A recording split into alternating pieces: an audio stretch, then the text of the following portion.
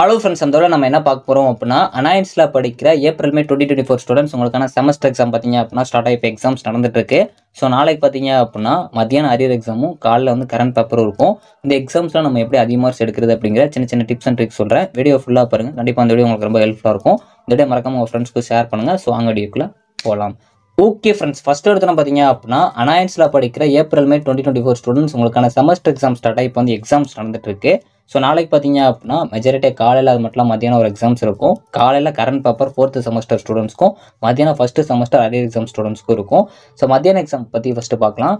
அது பொறுத்த வரைக்கும் உங்களுக்கு ஈஸி தான். ப்ரொஃபஷனல் இங்கிலீஷ் 1 அரியர் எக்ஸாம் தான். ஸோ இந்த பேப்பர் பொறுத்த வரைக்கும் நீங்கள் ஜென்ரலாக கொஸ்டின் நல்லா ரீட் பண்ணீங்க அப்படின்னாலே உங்களுக்கு ஈஸியாக மார்க் எடுக்க முடியும். ஏன்னா அதில் 1 word டைப்ஸ் தான். நீங்கள் கொஸ்டினை ஒரு 4 தடவை ரீட் பண்ணீங்க அப்படின்னாலே அந்த ஆப்ஷன்ஸ் வச்சு உங்களால் ஈஸியாக வந்து அண்டர்ஸ்டாண்ட் பண்ணி ஆன்சரை கரெக்டாக கொடுக்க முடியும். அதனால் இந்த பேப்பர் பொறுத்த வரைக்கும் எந்த டிப்ஸுமே தேவையில்லை. நீங்கள் 1 word வந்து கரெக்டாக கவர் பண்ணி அண்டர்ஸ்டாண்ட் பண்ணி எழுதிங்க அப்படின்னாலே மார்க்ஸ் எடுக்கலாம். ஸோ காலையில் எக்ஸாம்ஸ் பொறுத்த வரைக்கும் ஒரு சில டிபார்ட்மெண்ட்ஸ்க்கு வந்து எக்ஸாம்ஸ் இருக்கும். Majority electro magnetic fields exams இருக்கிறதுக்கு நிறைய சான்சஸ் இருக்குது. ஸோ இந்த பேப்பர் மட்டும் இல்லை, எல்லா எக்ஸாம்ஸ்க்கும் நீங்கள் என்ன பண்ணணும் அப்படின்னா, ஸோ நீங்கள் நைட் படிச்சிருப்பீங்க, படித்ததை கண்டிப்பாக ரீகால் பண்ணணும். ஏன்னா நீங்கள் எவ்வளோ கொஸ்டின் படித்தாலும் அது உங்களுக்கு ஞாபகம் இருந்தால் தான் எக்ஸாம் எல்லாம் ப்ரெசென்ட் பண்ண முடியும். அதனால் படிச்சிருக்க கொஸ்டினை கண்டிப்பாக ரீகால் பண்ண பாருங்கள். ஸோ இப்போ நீங்கள் ஒரு கொஸ்டின் படிக்கிங்க அப்படின்னா அந்த கொஸ்டினை ஃபஸ்ட்டு நீங்கள் ஸ்டார்டிங் பாயிண்ட்லேருந்து எண்டிங் பாயிண்ட் வரைக்கும் படிச்சிங்க அப்படின்னா டைம் ஆகும். ஸோ அதனால் இனிமேல் இருக்க இப்போ கொஞ்சம் டைம் இருக்கும். ஸோ இந்த டைமில் பார்த்தீங்க அப்படின்னா இவ்வளோ நேரம் படித்தாலாம் நீங்கள் விட்டுருங்க. ஸோ இப்போ படிக்கிங்க அப்படின்னா அந்த நடுவில் இருக்க கண்டென்ட்டை கரெக்டாக படித்து வச்சுக்கோங்க. ஸோ நீங்கள் ஆர்டராக படிக்கிங்க, நான் ஃபுல்லாக அந்த கொஸ்டினை அப்படியே மக்கப் பண்ண போகிறேன் அப்படின்னா மட்டும் அந்த ஸ்டார்டிங்லேருந்து எண்டிங் பாயிண்ட் படிங்க. இல்லை நான் கான்செப்ட்டை மட்டும் புரிஞ்சுக்க போகிறேன் அப்படின்னா சென்டரில் இருக்க கண்டென்ட்டை கரெக்டாக படித்து வச்சுக்கோங்க. அதாவது லாஸ்ட் மினிட்ல படிக்கிறப்போ இதை ஃபாலோ பண்ணிக்கோங்க. நான் சொல்கிறேன், இதை மட்டுமே இப்படி பண்ணாதீங்க எப்பயும் லாஸ்ட்டாக படிக்கிறப்போ. ஏன்னா அந்த கொஸ்டினை நீங்கள் கண்டிப்பாக அட்டன் பண்ணணும். அதுக்காக நான் சொல்கிறேன். அதே மாதிரி இப்போ ரீகால் பண்ணுறப்போ ஒரு கொஸ்டினை பேக்லேருந்து ரீகால் பண்ணுங்கள். இப்போ ஒரு கொஸ்டின் லாஸ்ட்டாக படிச்சிருப்பீங்க, அதுலேருந்து அப்படி ரீகால் பண்ணுங்கள். ஏன்னா இப்போ உங்களுக்கு ஞாபகம் இருக்கும் அந்த லாஸ்ட்டாக படித்த கொஸ்டின். அப்படியே ஒவ்வொன்றா போகிறப்போ உங்களுக்கு அப்படியே ஜென்ரலாக ஞாபகம் வந்துகிட்டே இருக்கும். சப்போஸ் நீங்கள் ஃபஸ்ட்டு படித்த கொஸ்டின்லேருந்து ரீகால் பண்ணுறீங்க அப்படின்னா ஃபஸ்ட்டு கொஸ்டின் ஏதாச்சும் ஒரு பாயிண்ட் மறந்துருச்சுன்னா அடுத்த கொஸ்டின் நீங்கள் போக பார்த்தீங்க அப்படின்னா ஏன்னா நம்ம படிச்சுமா அப்படிங்கிற டவுட் உங்களுக்குள்ள வரும். ஸோ அதனால் பேக்லேருந்து போய் அப்படியே ரீகால் பண்ண பாருங்கள். ஸோ ரீகால் வந்து ரொம்ப ரொம்ப முக்கியம். அதுக்கு தான் நான் வந்து இதை ஃபஸ்ட்டு ப்ரிஃபரன்ஸ் கொடுத்து சொல்கிறேன். ஸோ அதே மாதிரி எந்த ஒரு எக்ஸாம்ஸாக இருந்தாலும் சரி, அதில் சயின்டிஸ்ட் நேம் வந்தால், ஈக்குவேஷன் வந்தால், லாஸ் வந்தால் கண்டிப்பாக அதெல்லாம் கேட்பாங்க. அதெல்லாம் நல்லா கவர் பண்ண பாருங்கள். ஸோ ஒரு பேப்பரில் தியரியும் இருக்கலாம், ப்ராப்ளமேட்டிக்கும் இருக்கலாம். முடிஞ்சளவு பார்த்தீங்க அப்படின்னா ப்ராப்ளமேட்டிக் கான்ஃபிடென்ட்டாக தெரிஞ்சு அதே அட்டன் பண்ண பாருங்கள். ஏன்னா ப்ராப்ளமேட்டிக்கில் உங்களுக்கு மார்க்ஸ் குறைக்கிறதுக்கு சான்ஸே இல்லை. ஏன்னா உங்களுக்கு ஒரு 10 லைன்ஸ் வந்து ஆன்சர் வருது அப்படின்னாலும் அந்த 10 லைன்ஸ்க்கு பார்த்தீங்க அப்படின்னா ஃபுல் மார்க் கொடுக்குறதுக்கு அதிக சான்சஸ் இருக்குது.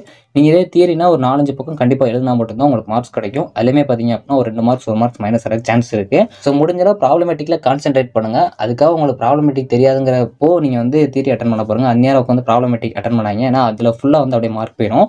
ஸோ உங்களுக்கு ப்ரெசன்டேஷன் ரொம்ப ரொம்ப முக்கியமான ஒன்று. ஏன் அப்படின்னா உங்களுக்கு இந்த டைம் எல்லா கொஸ்டினுமே பார்த்தீங்க அப்படின்னா கொஞ்சம் டிஃபிகல்ட்டாக தான் கேட்டிருக்காங்க. ஆனால் இந்த பேப்பர் ஈஸியாக தான் வரும். சம்டைம்ஸ் உங்களுக்கு ஈஸியாக கேட்கல அப்படின்னாலும் ஜென்ரலாக நீங்கள் எழுதி அட்டன் பண்ணுறதுக்கு ரெடியாக இருக்கணும். ஸோ அதனால் வந்து ஒரு கொஸ்டின் எப்படி கேட்டாலும் அந்த கொஸ்டினில் இதை எழுதுறதுக்கு கரெக்டாக நீங்கள் பார்த்து வச்சுக்கணும். அதாவது காமனாக இருக்கிற மாதிரி. இப்போ பார்த்தீங்க அப்படின்னா இந்த கொஸ்டின் வந்து கரண்ட்டில் எங்கே யூஸ் பண்ணுறாங்க அப்படிங்கிறத பார்த்து வச்சுக்கோங்க. ஆனால் இது எல்லாமே பார்த்தீங்க அப்படின்னா ப்ராப்ளமேட்டிக் பேப்பரில் ஒர்க் ஆகாது. ஆனால் நீங்கள் தியரி பேப்பரில் கண்டிப்பாக கொடுக்கலாம். ஸோ மெஜாரிட்டி நாளைக்கு வந்து தியரி ப்ளஸ் ப்ராப்ளம் தான் இருக்கும். அதில் நீங்கள் தியரி எழுதுறீங்க அப்படின்னா கண்டிப்பாக எல்லாம் ஃபாலோ பண்ணிக்கோங்க. டெஃபனிஷன் கொடுக்க பாருங்கள். எக்ஸாம்பிள்ஸ் வந்து கரண்ட் யூசேஜில் எங்கே கொடுக்கான்னு பாருங்கள். சப்போஸ் ஒரு சயின்டிஸ்டோட நேம் வச்சு தான் கண்டிப்பாக மேக்ஸிமம் கேட்பாங்க. இப்போ மேக்ஸ்வெல் ஈக்குவேஷன் இருக்குன்னா அதெல்லாம் ரிப்பீட்டட் கொஸ்டின். அந்த மேக்ஸ்வெல் ஈக்குவேஷனை பற்றி கொஞ்சம் ஜென்ரலாக வந்து தெரிஞ்சு வச்சுக்கோங்க. அது ஏன் வந்து யூஸ் பண்ணுறாங்க, கரண்ட்டில் எங்கே யூஸ் பண்ணுறாங்க, அதோட நெசசரி நீடு வந்து எதுக்கு வந்து தேவைப்படுது அப்படிங்கிறதெல்லாம் நல்லா பார்த்து வச்சுக்கோங்க. ஸோ அதெல்லாம் பார்த்தீங்க அப்படின்னா உங்களுக்கு ஜென்ரலாக ஒரு ஐடியா கிடைக்கும். அந்த கொஸ்டின் வந்து இதுக்கு யூஸ் பண்ணுவாங்க, அதனால் இந்த மாதிரி கேட்டிருக்காங்க அப்படின்னு சொல்லிட்டு. ஸோ கொஸ்டின் நல்லா ரீட் பண்ணி கரெக்டாக அட்டன் பண்ணுறதுக்கு பாருங்கள். சம்டைம்ஸ் அந்த கொஸ்டின் உங்களுக்கு கிரேஸ் மார்க் வர கூட சான்ஸ் இருக்குது. அதனால் கொஸ்டினை கரெக்டாக ரீட் பண்ண பாருங்கள். ஸோ இப்போ நீங்கள் எங்கேயாச்சும் ட்ராவல் பண்ணுறீங்க அப்படின்னா உங்களோட லொக்கேஷன்லேருந்து டெஸ்டினேஷன் வரைக்கும் பார்த்தீங்க அப்படின்னா ஒரு லொக்கேஷன் இருக்கும். ஸோ போகிற வழியில் பார்த்தீங்க அப்படின்னா ஒவ்வொரு ஸ்டாப் இருக்கும். ஸோ அப்போ சப்போஸ் நீங்கள் ட்ராவல் பண்ணுறீங்க அப்படின்னா கண்டிப்பாக ஒரு விண்டோ சீட்டில் நீங்கள் இருக்கீங்க அப்படின்னா ஒவ்வொரு ஸ்டாப்பையுமே பார்த்தீங்க அப்படின்னா நீங்கள் நோட் பண்ணிட்டே வரீங்க. அதே மாதிரி உங்களோட கொஸ்டினை நீங்கள் படிக்கிறப்போ, அதாவது நீங்கள் இப்போ எக்ஸாம் ப்ரிப்பேர் பண்ணுறப்போ ஒவ்வொரு கொஸ்டினுக்குள்ளே ஒரு சப்டாபிக் சின்னதாக இருக்குது அப்படின்னா அதையும் கொஞ்சம் பார்த்து வச்சுக்கோங்க. ஏன்னா உங்களுக்கு சம்டைம்ஸ் அதை 2 மார்க்ஸில் கேட்டாங்க அப்படின்னா அதை நீங்கள் அட்டன் பண்ணலாம். ரொம்ப ரொம்ப முக்கியமான ஒன்று, சப்டிவிஷன்ஸ் கொஸ்டின்ஸ் வந்து பிக் கொஸ்டினில் வந்து கேட்குறதுக்கு நிறைய சான்ஸ் இருக்குது. அதனால் சப்டிவிஷன்ஸ் கொஸ்டின்ஸை கொஞ்சம் நல்லா பார்த்துக்கோங்க. சப்டிவிஷன்ஸ்னால் சம்டைம்ஸ் மல்டிபிள் டாபிக்ஸை வந்து கவர் பண்ணி கேட்பாங்க. ஸோ உங்களை பொறுத்த வரைக்கும் ஒரே டாபிக்ஸ்லேயே கவர் பண்ணி டிஃப்ரெண்ட்டாக கேட்குற சான்ஸ் இருக்குது. கொஞ்சம் நல்லா பார்த்து வச்சுக்கோங்க. ஸோ ப்ரெசன்ஸ் ஆஃப் மைண்ட் ரொம்ப ரொம்ப முக்கியமான ஒன்று. ஏன்னா உங்களுக்கு கொஸ்டின் எப்படி கேட்பாங்க அப்படிங்கிறது தெரில. அந்த டயத்தில் அந்த கொஸ்டினை ஃபேஸ் பண்ணுறதுக்கு உங்களுக்கு ஒரு ஐடியா கிடைக்கணும். ஏன்னா நீங்கள் வந்து ப்ராப்பராக இப்படி ஒரு பிளான் வச்சு ஷெடியூல் பண்ணி வச்சுருப்பீங்க. அங்கே உங்களுக்கு கொஸ்டின் வந்து கொஞ்சம் டிஃபிகல்ட்டாக கேட்டாங்க அப்படின்னா அந்த டயத்தில் நீங்கள் பயப்படாமல் கிளியராக போல்டாக ஃபேஸ் பண்ணுறதுக்கு உங்களுக்கு ஒரு ஐடியா வேணும். ஸோ அதனால் முடிஞ்சளவு பார்த்தீங்க அப்படின்னா அந்த ஒரு கொஸ்டினை படிக்கிறப்ப அதை கொஞ்சம் நீங்கள் டிஃப்ரெண்ட் ஆங்கிளில் யோசிச்சு பாருங்கள். இது இப்படி கேட்கலாம், இல்லை இதுலேருந்து இப்படி கேட்டாங்க அப்படின்னா எப்படி ஃபேஸ் பண்ணுறது அப்படின்னு சொல்லிட்டு ஃபஸ்ட்டே ஒரு ஐடியா வச்சுக்கோங்க. டைம் மேனேஜ்மெண்ட் ரொம்ப ரொம்ப முக்கியமான ஒன்று. ஸோ டைம் மேனேஜ்மெண்ட்டை கரெக்டாக ஃபாலோ பண்ண பாருங்கள். ஒரு கொஸ்டின் தெரியாத கொஸ்டின் கேட்டாலும் அந்த கொஸ்டினை கரெக்டாக ப்ராப்பராக 3 ஹவர்ஸ்க்குள்ளே முடிக்கிற மாதிரி வந்து யோசித்து அதுக்கேற்ற மாதிரி வந்து பிளான் பண்ணி வச்சுக்கோங்க. மெஜாரிட்டியாக பார்த்தீங்க அப்படின்னா கொஸ்டின்ஸ் நாளைக்கு ஈஸியாக தான் வரும். ஸோ எல்லா எக்ஸாம்ஸும் கஷ்டமாக வராது. அதனால் நீங்கள் போன எக்ஸாம் கஷ்டமாக கேட்டாங்க, இந்த டைம் கஷ்டமாக கேட்பாங்க நினச்சிட்டு இருக்காங்க.